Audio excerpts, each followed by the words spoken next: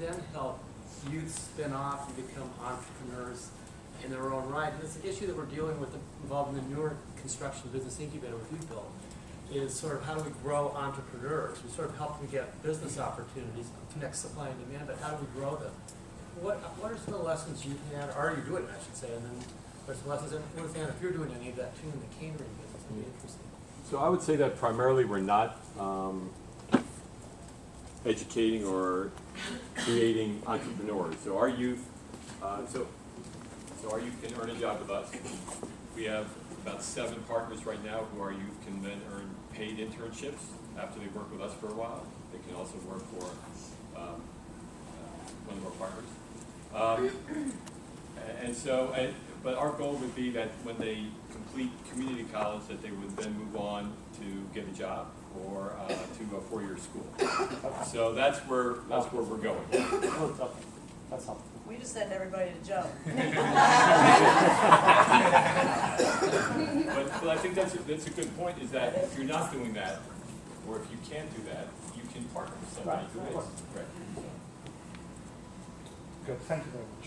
This question is for Joe, and goes back to what Brian asked.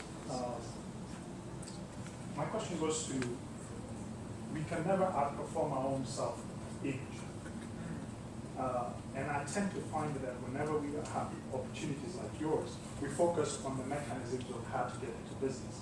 We focus on a lot of that. And I've been on both spectrums where I had the experience of success, but had a poor personal self-image, and I ended up self-sabotaging myself. Sure. And I've had to go back the other way around.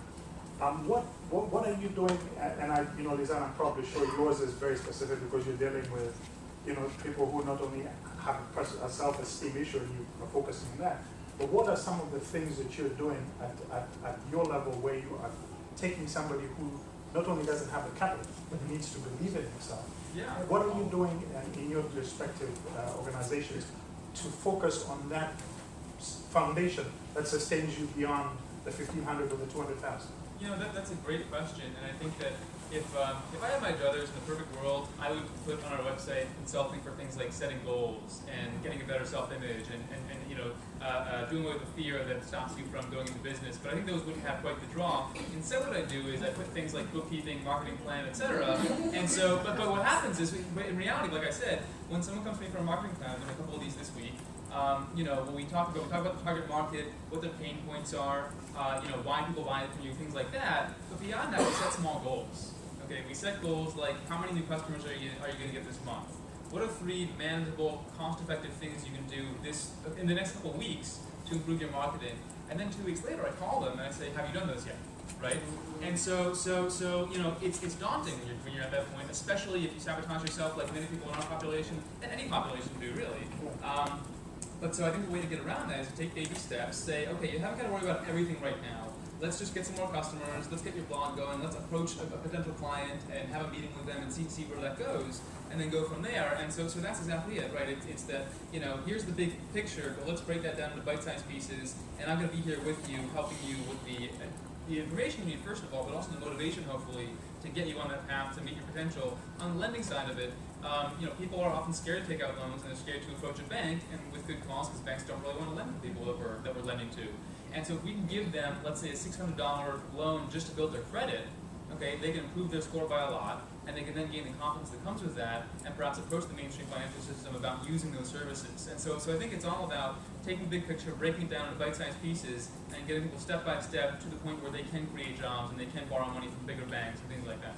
That was a great answer. Now let me tell you why I send everybody to Joe.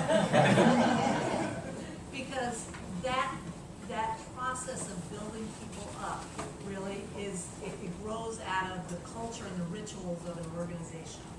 And what the Intersect Fund does that is, for me, a really amazing thing that makes me proud to be associated with them and why I send everybody to them are a couple of little things.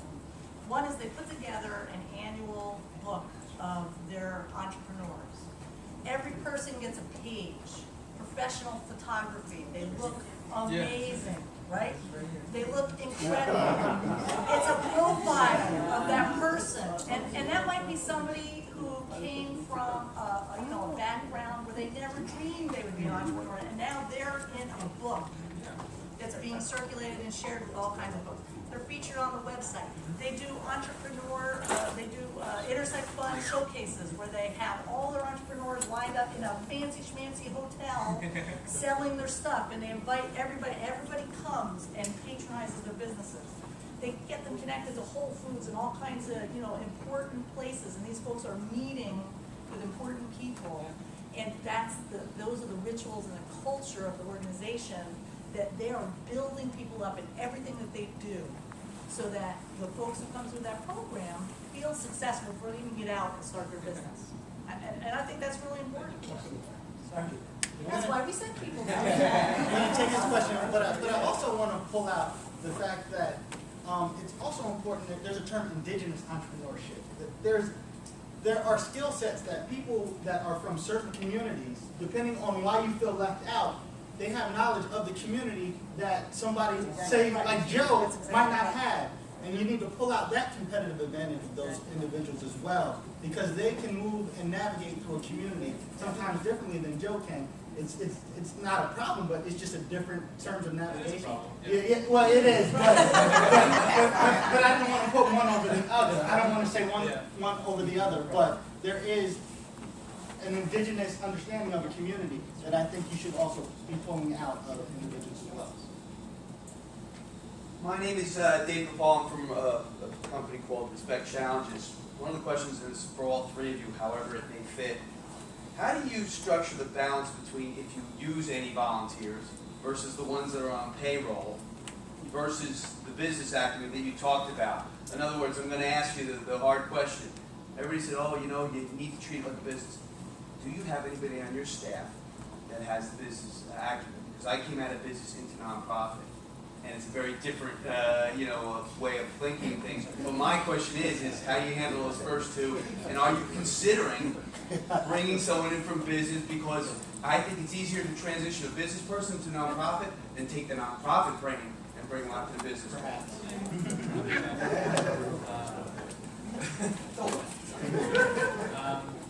Well, so for us, the answer is yes. It is because, so this actually goes toward your question and yours in a way, because when we first got started, we were just a couple of dumb college kids, and we were new to the community in a way. We didn't really know a ton about what we were doing.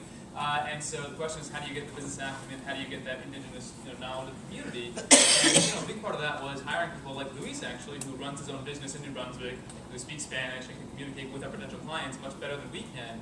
And so what we're trying to do actually is find other folks. If we could clone you, we would, but we can't. And so we're trying to find folks who are accessible, who have kind of the soul of an educator in a way, who have business experience and know the community, and find those people in places like Perth Amboy, Elizabeth, Orange, places like that, so we can really reach out to folks. So in a way, we want to kind of be the back end aspect of it. We're raising the money, doing the underwriting, but really the client-facing folks are the ones that clients really like to talk to.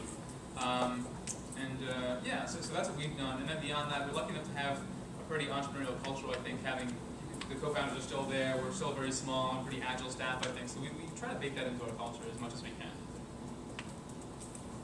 I have a question. Oh, So I would just say that, so we have a staff about 50-50. So we have some business people who manage our web and GIS business. Our executive director is incredibly professional and requires all of us to be professional. But I wouldn't necessarily sell the nonprofit side of things short and say that it's easier to move from the corporate to the nonprofit than it is the other way. Because you have to learn all these things that we talked about. These aren't they're not just businesses. You need to have a culture of diversity, a culture of tolerance, a culture of looking at yourself and screwing up and trying it again and learning, constantly evaluating yourself as a nonprofit, and that you need that as a business as well. So, I had a question. I didn't want to. Yeah, go ahead. okay, so I'm Kimmy Way from North Jersey. I have been a community organizer and an entrepreneurial advocate for many years. And I often get into discussions with like community organizing groups where where they say, you know, different people will say, well, you know, if somebody won't step up to the plate and give something their all and be there on time and, you know, do all these things and be professional, then, you know, they're a slob and they can't be helped, right? Because that's what I did, that's how I got ahead. And I'm like, well, people, you know, I don't think you're right. I think that, you know, people may lack confidence, or they may lack knowledge, or they may lack a vision,